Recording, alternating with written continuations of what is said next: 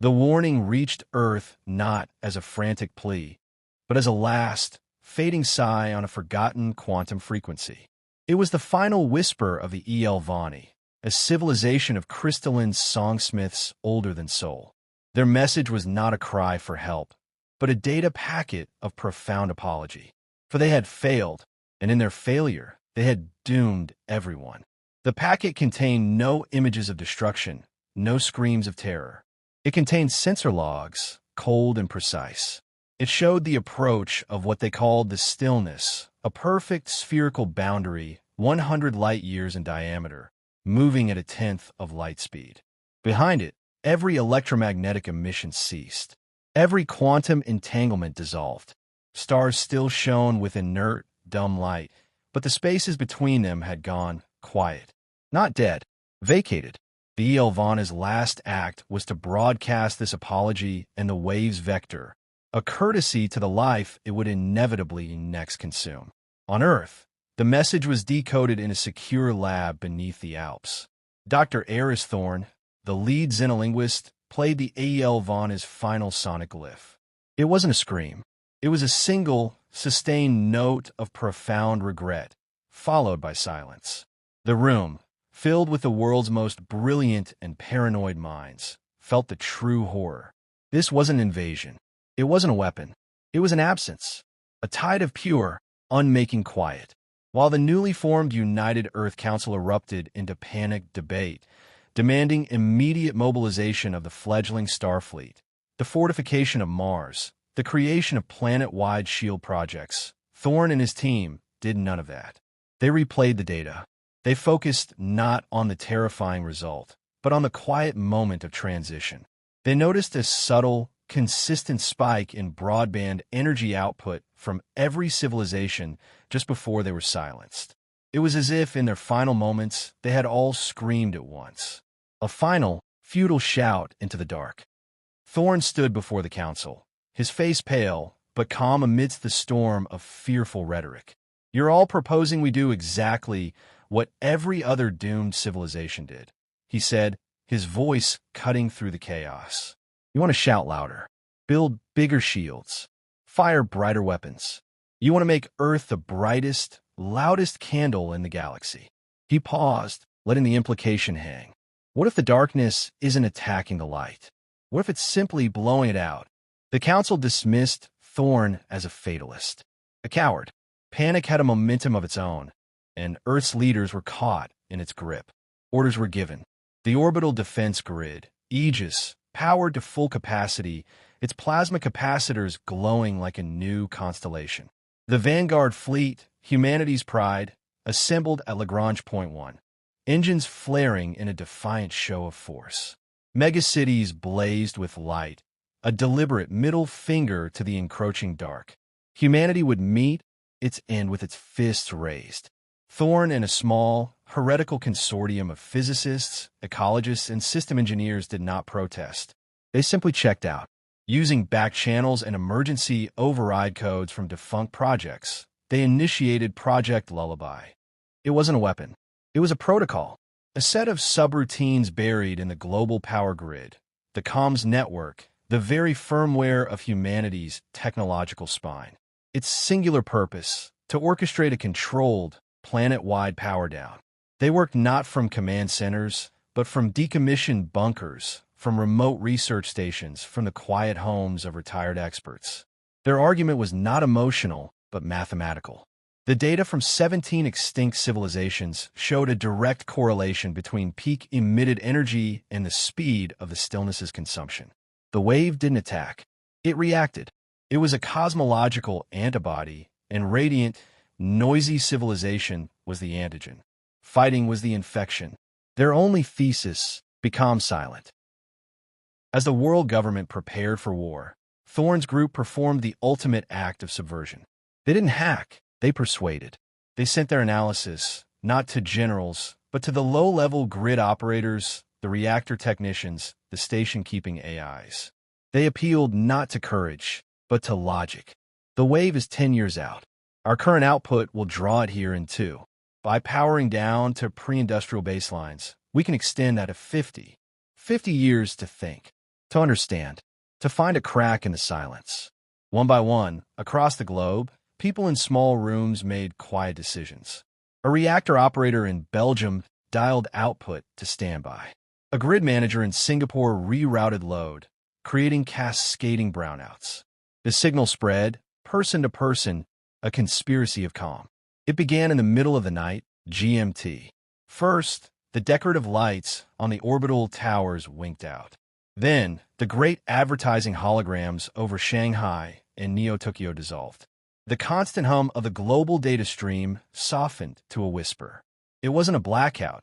It was a gradual, deliberate dimming. Aegis, the shield network, was the hardest nut to crack.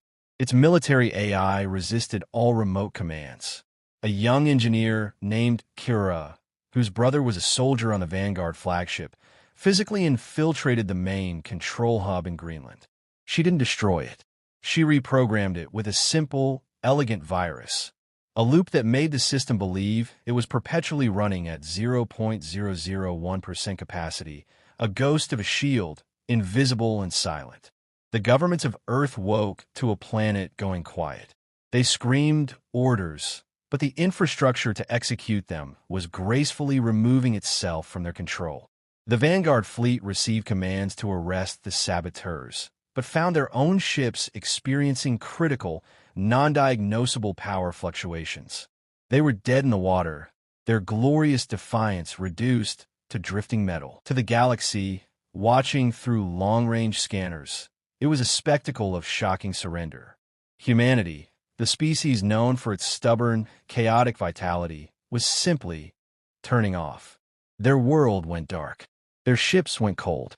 It was the greatest act of collective humility or madness the cosmos had ever witnessed. The Galactic Council, which had been broadcasting frantic, contradictory advice, fell into a confused silence. The humans weren't fighting. They weren't even hiding. They were becoming ghosts in their own machines. On Earth, a new rhythm emerged. Cities, lit by moonlight and candle, learned old silences. The global net became a local whisper. People talked face to face. They read paper books. They listened to the wind.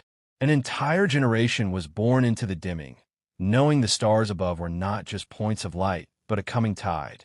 They lived with the stillness as a fact of life, not a reason for panic. They learned the power of quiet. They observed that the wave, according to the stealth probes Thorne's group still somehow operated, had subtly altered its course. It was no longer on a direct intercept. It was drifting as if the scent that had drawn it, the brilliant noise of human ambition, had faded. The wave arrived at the edge of the Sol system not with a roar, but with a creeping chill. Sensors on Pluto, powered by minute geothermal taps, recorded the moment. First, the background cosmic microwave radiation in its path smoothed out. Then, the solar wind particles ceased their chaotic dance, aligning into eerie, laminar flows. Finally, the light from the sun itself seemed to lose its vitality, becoming a flat, dead image. The wave was a sphere of absolute phenomenological nullity. It didn't destroy matter. It severed the connections that made matter interesting. The quantum foam, the probabilistic dances, the faint emissions of consciousness and technology. It passed over the dormant Vanguard fleet. The ships were there, physically intact. But every circuit was inert. Every fusion core was cold. Not as if turned off, but as if the very concept of fusion had been forgotten in that volume of space. The Ael'vani had been wrong. It didn't make things dead. It made them never alive. The wave brushed against the outer Oort cloud. Humanity, holding its breath on a dimmed Earth, watched through passive optics. The wave's boundaries shimmered, a perfect mirror-like sphere. It paused. For 3 agonizing days, it sat on humanity's doorstep, a predator sniffing at a den that might be empty. Inside, humanity didn't pray. They waited, in silence. They had made their planet the cosmic equivalent of a stone. You don't fight gravity. You fall silently. And then it moved on. It curved away from the silent solar system, resuming its original, lazy trajectory toward the bright, noisy core of the galaxy, where the Council's fortified worlds blazed with terrified, defiant light. The data was irrefutable. Every civilization that had lit up like a beacon had been extinguished. The one that had dared to dim its light was spared. On Earth, power did not flood back. A single, green light lit up on Thorne's console in the Alps bunker. The signal from Pluto had gotten through. It carried one word, the pre-agreed code for survival: Lullaby. In cities and villages across the dark planet, people looked up at the suddenly familiar stars and exhaled a breath they'd been holding for a decade. They had not won. They had endured. The Galactic Council's signal, when it came months later, was shattered. Of the 12 fortified core worlds, only 3 remained, and they had survived only by a desperate, last-minute mimicry of the human protocol. A mimicry they called the Great Shame. Their fleets were gone. Their glorious cities were dark. They were a broken aristocracy, saved by the example of the primitive, chaotic species they had once pitted. Their question, broadcast on a frequency so faint it was almost an apology itself, was simple. How did you know? The human response, composed by Thorne but ratified by the now-emerging quiet councils of Earth, was brief. It contained no grand philosophy, no complex equations. It stated, observation over assumption. You saw a predator and prepared for a fight. We saw a reflex and prepared to not trigger it. Panic is a signal. Silence is a choice. The galaxy changed.